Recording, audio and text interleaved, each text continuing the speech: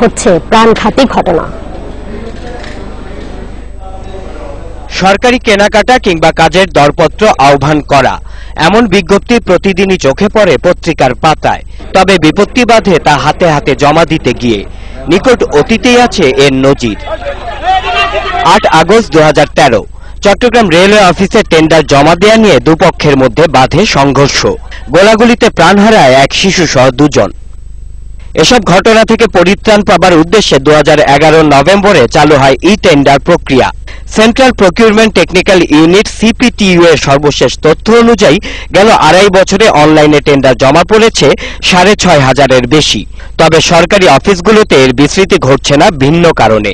এখন একটু পাওয়ার এক্সারসাইজ করছি, কাউকে একটু ফেভার করতে পারছি, কাউকে পাচ্ছি না। কিন্তু যদি আমি টোটালি সিস্টেমের মধ্যে যাই, ই-টেন্ডারিং সিস্টেমে, তাহলে তো আমার ওই পাওয়ারটা খর্ব হচ্ছে। এই একটা হতে পারে, দেয়ার ইজ এ লাইকলিহুড, কিন্তু আমি বলছি না যে এটি, কিন্তু এটা আপনি বুঝবেন অবশ্যই। এখন পর্যন্ত 9টি মন্ত্রণালয়ের 8টি বিভাগ ও 22টি সংস্থায় চালু হয়েছে এটি। তবে সব সংস্থায় তা কার্যকরভাবে চলছে না। গণপূর্ত বিভাগের 21টি পিই অফিস থাকলেও এখনো এটি একটি টেন্ডারও জমা পড়েনি। সরকারি সংস্থার মধ্যে প্রাথমিক পর্যায়ে এলজিইডি, পল্লী বিদ্যুৎ, পানি উন্নয়ন বোর্ড ও সড়ক বিভাগকে টার্গেট করা হয়েছে।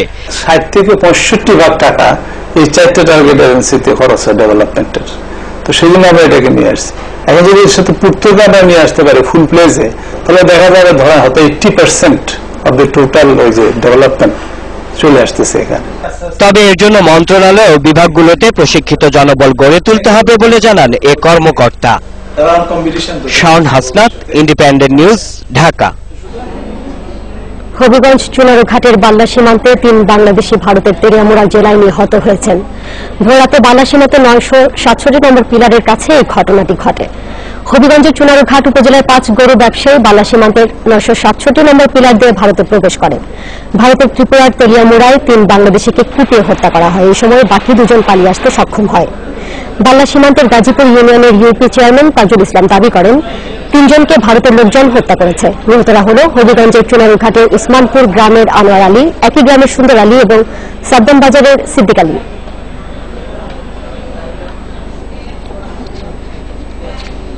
হবিগঞ্জ চুনারুঘাটের বাল্লা সীমান্তে ভারতীয় নাগরিকদের হামলায় 3 বাংলাদেশি নাগরিককে নিহত হওয়ার বিষয়ে বিস্তারিত জানতে এখন আমাদের সাথে যোগ দিচ্ছেন প্রতিনিধি আবু সালে। সালে, এই ঘটনাটি কিভাবে ঘটলো আর এ ব্যাপারে বিজিবির কারো কোনো বক্তব্য কি পেয়েছেন? আজ সকালে হবিগঞ্জের বাল্লা সীমান্তে ভারতের 6 কিলোমিটার ভিতরে খোয়াই নদীর 6 কিলোমিটার, খোয়াই শহরের 6 কিলোমিটার ভিতরে এই ঘটনাটি ঘটেছে আজ ভোরে। হবিগঞ্জের খোয়াই চুনারুঘাট উপজেলার পাঁচচূড়া গরু চোরাকার বাড়ি, ওইখানে গরু চুরি করতে গেলে আপনার ভারতের মজুমদার টিলার গ্রামবাসীরা 3 জনকে কুপিয়ে হত্যা করে আর বাকি 2 জন পালিয়ে আসতে সক্ষম হয়। এ ব্যাপারে আমি BGB 14 battalion commander lieutenant colonel Saifuddin কাউসারের সাথে যোগাযোগ করলে তিনি ঘটনার সত্যতা স্বীকার করেন এবং তিনি বলেন এটি ভারতের সীমান্তবর্তী এলাকা থেকে 6 কিলোমিটার ভারতের খোয়াই শহরে এই ঘটনাটি ঘটেছে।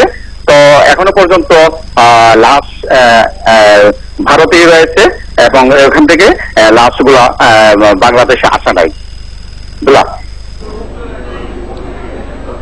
হবিগঞ্জ থেকে জানাচ্ছিলেন আবু সালে। মেধাবী ছাত্র সায়েদ হত্যার ঘটনায় উত্তাল ময়মনসিংহ কৃষি বিশ্ববিদ্যালয় ক্যাম্পাস। দায়ীদের বিচার ও বহিষ্কারের দাবিতে আন্দোলন করছে শিক্ষার্থীরা। বন্ধ হয়েছে ক্লাস ও পরীক্ষা। ঘটনা তদন্তে একটি কমিটিও গঠন করা হয়েছে। বাংলাদেশ কৃষি বিশ্ববিদ্যালয়ের মৎস্য বিজ্ঞান অনুষদের অনার্স শেষ বর্ষের ছাত্র ও ছাত্রলীগ নেতা সায়েদ ইবনে মমতাজকে পিটিয়ে হত্যা করে সন্ত্রাসীরা। এরপর থেকেই হত্যার সঙ্গে জড়িতদের বিচার ও দোষীদের বিশ্ববিদ্যালয় থেকে স্থায়ীভাবে বহিষ্কারের দাবিতে আন্দোলন কর্মসূচি ঘোষণা করে সাধারণ শিক্ষার্থীরা। এই হত্যার যেন বিচার হয় এবং এই বিচার যেন সুষ্ঠুভাবে হয়, এই জন্য আমরা আন্দোলনে নেমেছি। অভিযোগ পাওয়া গেছে ছাত্র সমিতি নির্বাচনকে কেন্দ্র করে হত্যা করা হয় সায়েদ ইবনে মমতাজকেও।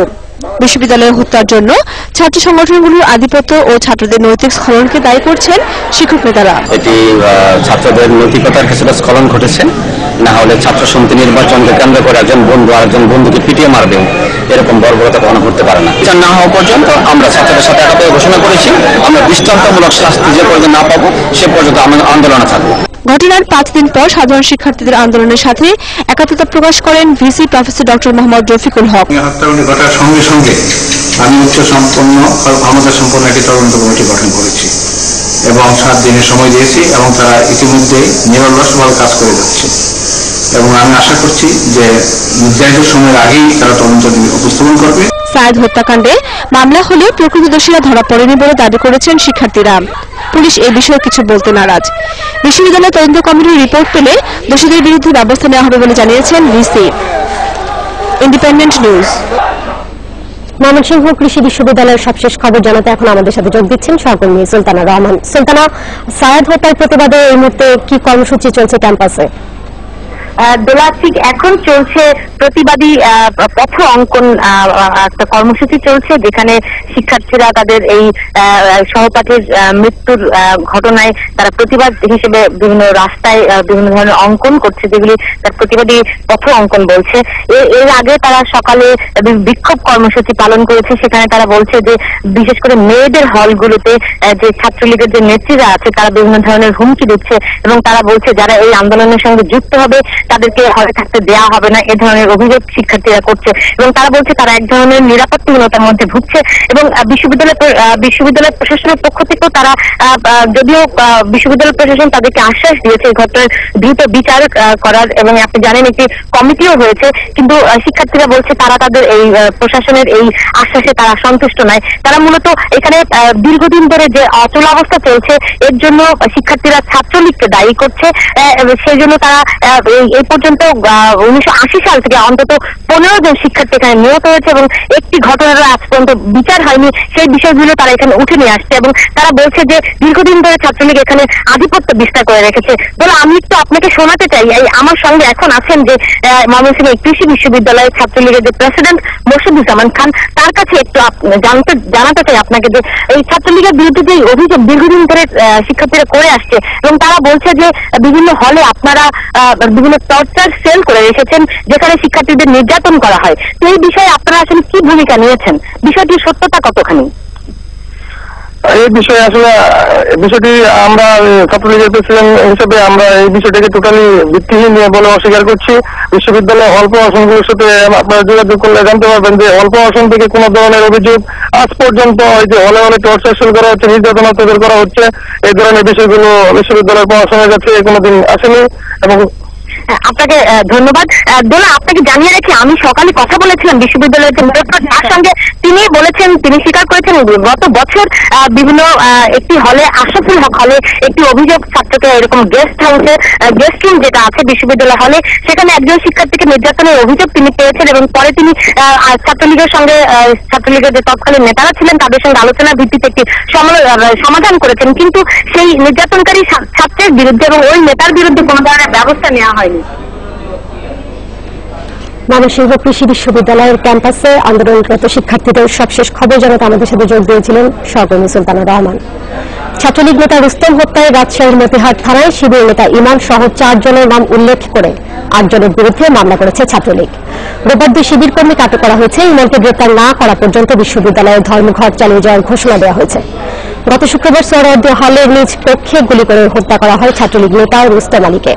গত রাতে রাজশাহী বিশ্ববিদ্যালয়ের শাখা ছাত্রলীগ মামলা করেছে। ঘটনার দিন জিজ্ঞাসাবাদের জন্য কয়েকজনকে আটক করা হলেও ছাত্র শিবির নেতা আশরাফুল আলম ইমন এখনো গ্রেপ্তার হয়নি। আজ রোববারের মধ্যে তাকে আটক করা না হলে সারা দেশে ছাত্র ধর্মঘটের হুমকি দিয়েছে ছাত্রলীগ। ছাত্রলীগের অনির্দিষ্টকালের ধর্মঘটে অচল হয়ে পড়েছে রাজশাহী বিশ্ববিদ্যালয়ে। আবারও বিশ্ববিদ্যালয় বন্ধ হয়ে যাওয়ার শঙ্কায় উদ্বিগ্ন বিশ্ববিদ্যালয় প্রশাসন। গাজীপুর কাশিমপুর কারাগার থেকে একটি প্রিজন ভ্যান সিরাজগঞ্জ আদালতে যাওয়ার পথে মলিবাড়ি এলাকায় সড়ক দুর্ঘটনায় এক পুলিশ কনস্টেবল সহ 2 জন নিহত হয়েছে, আহত হয়েছে আরো 5 জন। গাজীপুর কাশিমপুর কারাগার থেকে সকাল 9টায় 2 জন আসামি সহ একটি প্রিজন ভ্যান বঙ্গবন্ধু সেতুর পশ্চিম সংযোগ সড়কের মলিবাড়ি এলাকায় পৌঁছালে একজন পথচারীকে বাঁচাতে গিয়ে নিয়ন্ত্রণ হারিয়ে উল্টে যায়। এতে ঘটনাস্থলে পুলিশ সদস্য মনিরুল ইসলাম ও পথচারী সূর্য মণ্ডল নিহত হয়। আহত হয় আরো 3 পুলিশ সদস্য সহ অন্তত 5 জন। আহতদের সিরাজগঞ্জ জেনারেল হাসপাতালে চিকিৎসা দেওয়া হচ্ছে। তবে প্রিজন ভ্যানে থাকা আসামিদের কোনো ক্ষতি হয়নি। আসামিদের বঙ্গবন্ধু সেতু পশ্চিম থানা হেফাজতে রাখা হয়েছে। খেলার খবর, টি-20 বিশ্বকাপের মেগা ফাইনালে মুখোমুখি হচ্ছে ভারত ও শ্রীলঙ্কা।